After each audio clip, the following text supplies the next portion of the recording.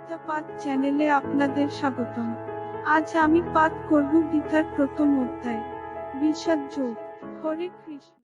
শ্লোক 9। অত্র সুরা মহেশবাসা বিমার্জুন সমাজুথি যুযুধানো বিরাটস দ্রুপদস মহারথ হৃষ্টকেতুশ্চেকিতান কাশীরাজস বীর্যবান পুরুজিৎ কুন্তিবায়জস শৈব্যস নরপুঙ্গম যুধামনুষ বিক্রান্ত উত্তমজাস বীর্যবান সৌভদ্র দ্রৌপদেয়াস সর্ব এবং মহারথা। অনুবাদ। সেই সমস্ত সেনাদের মধ্যে অনেকে ভীম ও অর্জুনের মতাবীর ধনুর্ধারী রয়েছেন এবং যুযুকান বিরাট ও দ্রুপদের মতা মহাযোদ্ধা রয়েছেন। সেখানে হৃষ্টকেতু, চেকিতান, কাশীরাজ, পুরুজিৎ, কুন্তিবায়জ ও শৈব্যের মতা অত্যন্ত বলবান জায়েদ্দারাও রয়েছেন। এই সব জায়েদ্দারা সকলেই একজন মহারথী।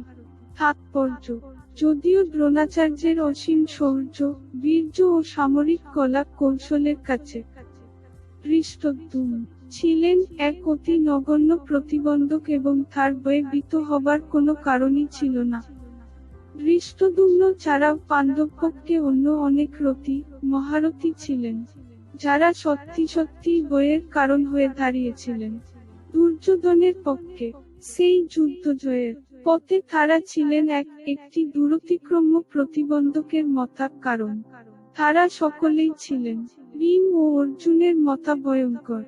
তাদের বীরত্বের কথা দুর্যোধন ভালোভাবেই জানতেন।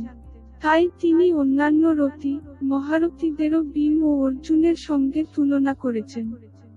শ্লোক 10।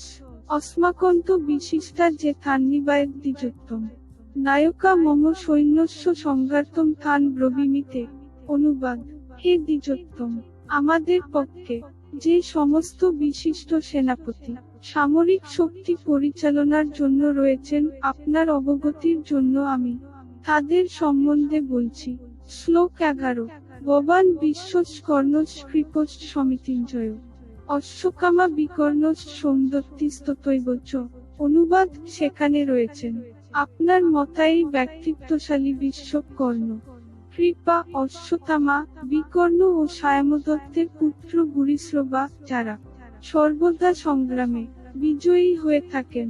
তাৎপর্য: পাণ্ডব পক্ষের রথী, মহারথীদের বর্ণনা করবার পর দুর্যোধন তার সপক্ষে যে সমস্ত বীরেরা জয়দান করেছেন তাদের বর্ণনা করেছে। বিকর্ণ হচ্ছেন দুর্যোধনের ভাই, অশ্বত্থামা হচ্ছেন দ্রোণাচার্যের পুত্র এবং সৌন্দত্যী বা ভূরিশ্রবা হচ্ছেন বাহিকের রাজার ছেলে। কর্ণ ছিলেন অর্জুনের বৈপিত্রেয় ভ্রাতা, কেননা রাজা পাণ্ডুর সঙ্গে বিবাহ হবার আগে কুন্তী দেবীর কোলে তার জন্ম হয়। কৃপাচার্যের যমজ ভগ্নীদ্বয়ের সাথে দ্রোণাচার্যের বিবাহ হয়। অনুবাদ। এছাড়া আরো বহু সেনানায়ক রয়েছেন, যারা আমার জন্য তাদের জীবন ত্যাগ করতে প্রস্তুত। তারা সকলেই নানা প্রকার অস্ত্রশস্ত্রে সজ্জিত এবং তারা সকলেই সামরিক বিজ্ঞানে বিশারদ।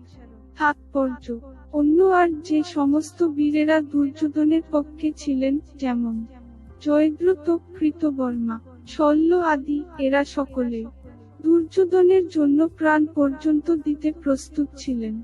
এখানে স্পষ্টভাবে বুঝিয়ে দেওয়া হয়েছে যে পাপিষ্ঠ দুর্যোধনের পক্ষ অবলম্বন করার ফলে কুরুক্ষেত্রের রণাঙ্গনে এদের সকলেরই মৃত্যু অবধারিত ছিল। দুর্যোধনের কিন্তু দৃঢ় বিশ্বাস ছিল যে এই সমস্ত বীরপুঙ্গবেরা সপক্ষে থাকায় তার জয় অনিবার্য। ভিডিওটি আপনাদের কেমন লাগলো? ভালো লাগলেই সাথে থাকুন। ধন্যবাদ।